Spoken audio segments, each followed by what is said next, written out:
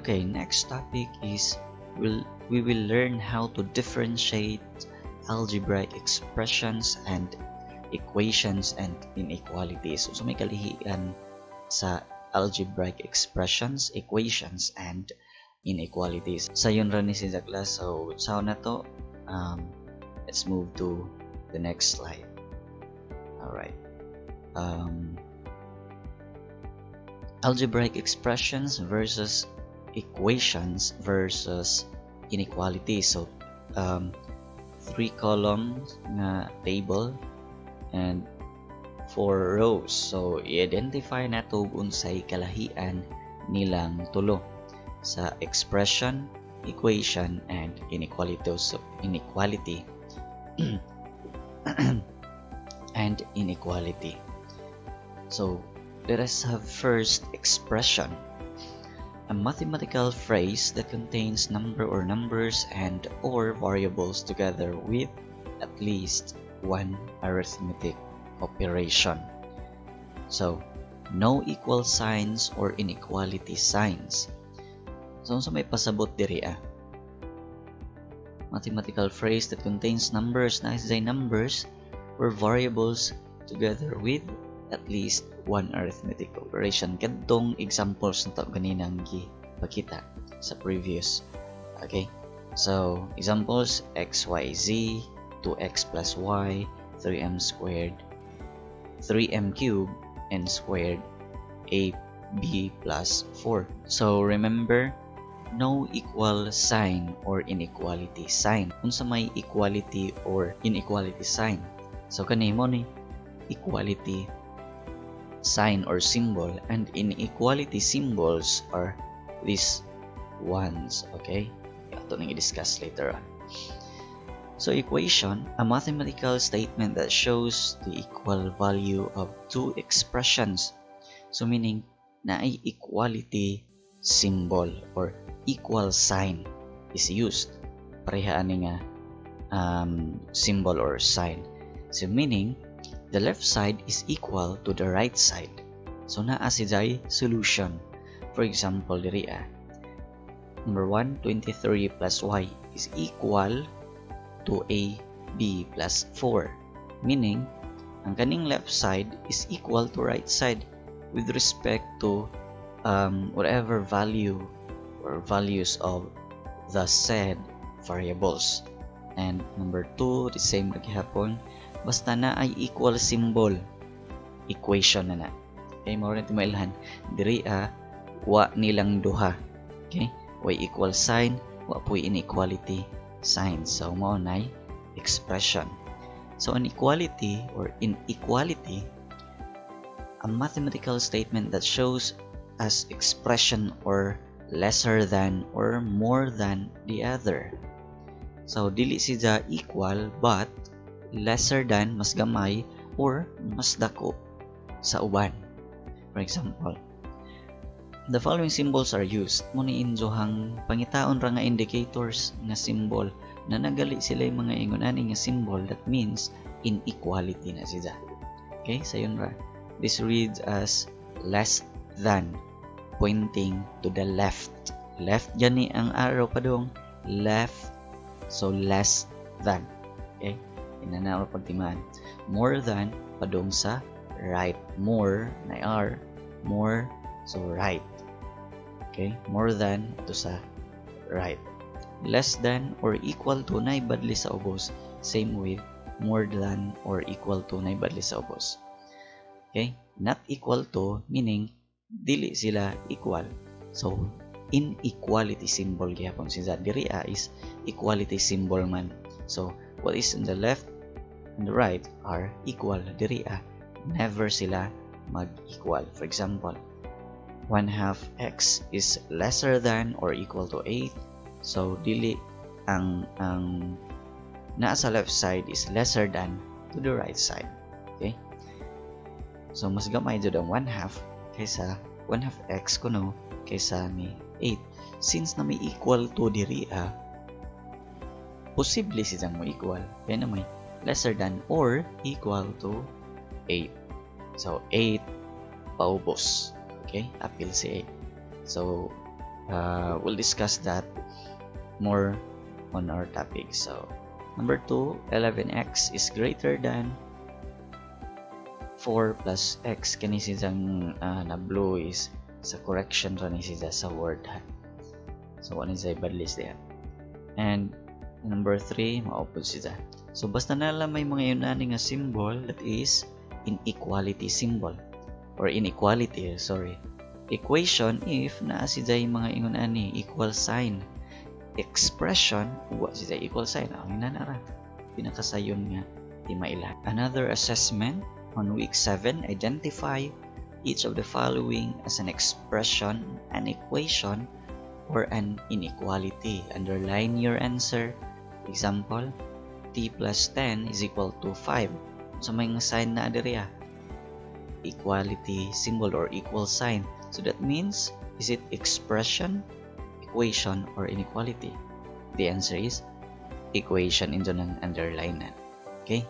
Sa injohang papel, if dili gali to pasuwatan or dili gali ni makahatag og separate sheet of pen paper nga naa ni mga assessment, magkuha ra mo usa ka papel, then kopyahon ni nga given tanan, then ora answer ninyo is mag-underline ra og ansay answer ni sa 1 to 10. Okay, just like what we have done sa first example or sample problem here. Thank you for listening for this topic, and let's proceed to the last one. Okay, next our topic is how to illustrate linear equation and inequality in one variable. Again, this is your teacher, Sir Jimmy Morel. Okay, so what is a linear equation? An equation containing only one variable and the power of the variable is 1. What do we mean by power? Does it mean mystical powers or witchcraft? Nana, dili, no, not superpowers but exponents. Okay, dapat 1 rajud ang ijahang exponent. Okay, 1 variable and 1 exponent. So it can be written in the form of ax plus b is equal to 0, mo ni standard form nija, where a and b are 2 integers meaning numbers, whole numbers. It's either positive or negative, mo ni pasabot ni a or ug ni b. And x is a variable that has only one solution, so also refers as first degree equation. Okay, examples, we have number 1, y is equal to 5. The variable is y, the exponent is 1. Okay, nga naman diri exponent. Okay, 1 na dyan na. Then the constant is 5. Okay, diri number 2, x plus 3 is equal to 0. The variable is x, then the exponent here is 1, the constant here is 3 is 0. Number 3, h over 2 is equal to 8. The variable is h and exponent is 1. Here w plus 10 is equal to 0. The variable is w and exponent is 1. And here the variable is g. Okay. The next, linear equations in one variable. Mo ni sila matawag na linear equation in one variable or linear equations in one variable. Means one variable only, usara man ka letter, meaning variable letter. Okay, recall ta sa previous topic na to. Sa there is number 1, usara pod. So sir, for example, duha na ka y diri 5, y is equal to 5 plus 2y. Example, does it mean duha na ka variables, duha na sila ka variables, so dili na sila linear? No, the same ragali ag litera, more gyapon sila counted as one, i-add or i-subtract ra na nato. Okay, simplify is to say. So 1 is the highest exponent of the variable, its graph is a point. So dapat 1 na to exponent na tanan mo 2 na gani na, that is not a linear equation. So remember niya kay magamit niya sa grade 8 actually tanan. So next, what is the solution of an equation? the value of the variable that satisfies the equation has one solution. For example, consider the linear equation 5 minus x is equal to 3. X is equal to 2 is the solution for the above equation, as 5 minus 2 is equal to 3. Ang kaning value diri is given ra na aron makita nato nga equal to siya sa 3. Nga naman 5 minus 2 is 3. 3 is equal to 3. So what is on the left side must be equal on or to the right side. So kaning part diri kani siya. The answer is 3 is equal to 3. So 3 is equal to 3, that is true. Okay? Tagaan pag piso, gitagaan pag piso imong manghod, so meaning igualis ra mong duha. That is equal. Okay, number 2. 4x plus 2 is equal to 10. So this one, if x maingon na galing solution, that is trial and error ra na siya. So if x is equal to 1 ug ang x kuno diri is equal to 1, then 4x plus 2 is equal to 10 is false. Nga naman, ug alid-an na to ug 1, ang x ug 1, that is 4 times 1 is 4. 4 plus 2 is 8. So dili siya equal to 10. That is false. No? That is not equal. But if x is equal to 2, then 4x plus 2 is equal to 10. So that is true because 4 times 2 is 8. 8 plus 2 is 10. That is equal to 10. That's the solution to x, or thus the solution to 4x plus 2 is equal to 10 is 2. That is the value of x. Wa na lain nga value sa x but 2 in this algebraic equation. Okay? So mo ni gitawag nato nga solution, right? Ang value sa variable. Number 3 example, y plus 5 is equal to 8. If y is equal to 4, then y plus 5 is equal to 8. Is it true or false? False. Yan naman, si y alid-an nato o 4. So ang equation is y plus 5 man. So y mahimong 4. 4 plus 5 is 9. Is it equal to 8? 9 is equal to 8? No, that is not equal. Okay? If y is 3, then y plus 5 is equal to 8. Is it true? Yes, because if y is 3, 3 plus 5 is 8, equals to 8. So 8 is equal to 8. That means 3 is the solution of this equation. Okay? Number 4. 3m plus 4 is equal to 13. If m is 3, then 3m plus 4 is 13. That is true because 3m plus 4, m is 3, so diri 3 times 3 is 9. 9 plus 4 is 13. So 13 is equal to 13 is check. So the solution is 3. Okay. Ang solution po diri is number 3 is 3. Substitute ra ang 3. So mao na value sa variables nila. So unsay depende ang value sa variables diri depende ug unsay given nga equation. Okay? So remember that when a number replaces a variable in an equation to result in a true statement, that number is a solution of the equation. If mo result gali nga mo equal silang duha left and right, that means that value of the variable is the solution of the equation. Alright. So linear inequality, unsa man na siya? Mathematical statement that relates a linear expression as either less than or greater than another. So mo mga symbols para sa akong dibasa ganina. Greater than or more than, lesser than, greater than or more than, or equal to, lesser than or equal to or more than or equal to. Oh no, lesser than, sorry. Lesser than or equal to. What is the solution to a linear inequality? The value of the variable that satisfies the inequality. Have either infinitely many solutions or no solutions at all. So, example.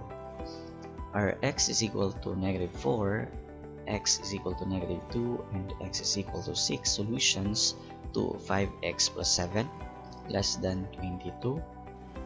So, we'll find out. So, the same rato ang ipang substitute ni siya sa x, tagsa-tagsa. If the result is ang left side is lesser than 22, then that is correct, or the solution is true. Substitute the values in for x.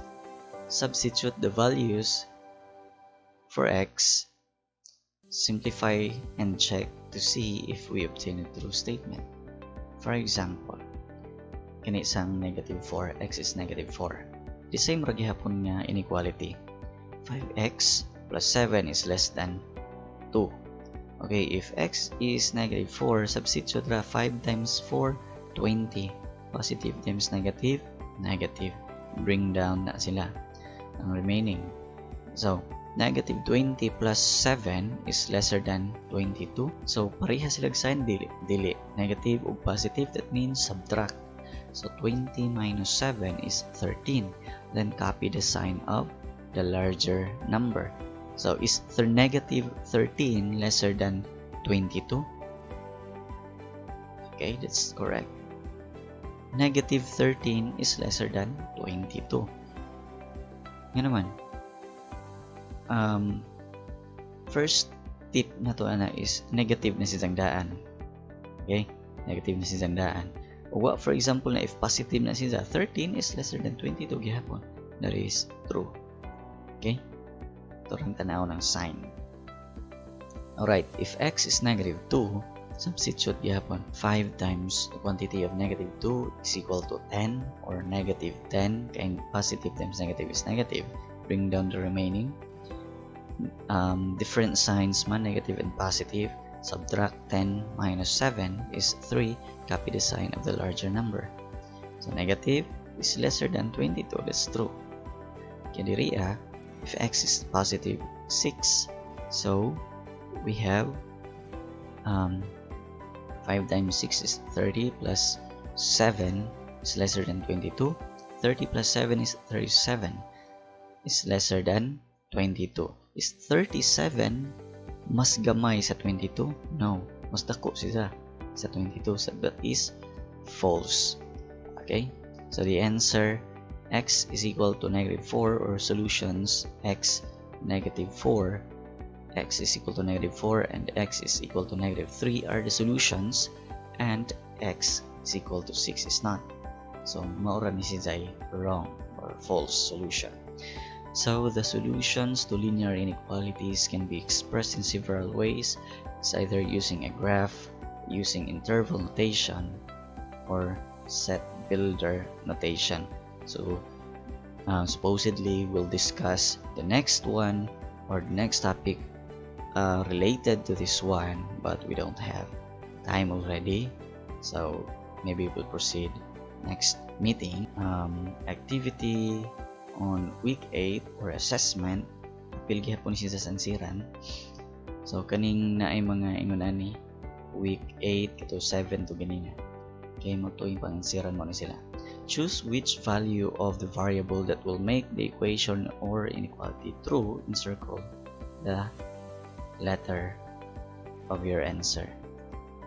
Okay, number 1, 2, 3, 4, 5. Piliun ninyo diri as I answer or solution ni 1, or just in this equation, inequality, any inequality. So find the solution of each equations and inequalities. So notice nga naigi pang highlight diri ang letters. So these are the answers. Mo ni answer key. This one is just your guide. So gihatag ng answers, your task is to show your solution for your points. Igo ra lagi ninjo ni gikopya. Inangjoan na naman tag 1.1 point na naman. Pero ipakita ang solutions, so that will gain higher scores. So daghan mong gitrabahoan man sa tagaan pod og tarong nga points. That's it for this topic on week 7 and 8 of quarter 2. Now it's your turn. Answer the given problems on a whole sheet of paper, yellow pad or bond paper. Please do not forget to write your name, and please make it yourself. Dili paansiran sa uban aron na ay makatunan. So make sure to show all the necessary solutions. Thank you and God bless. So this has been Sir Jimmy Orhel, your mathematics teacher in HNBS. God bless and thank you.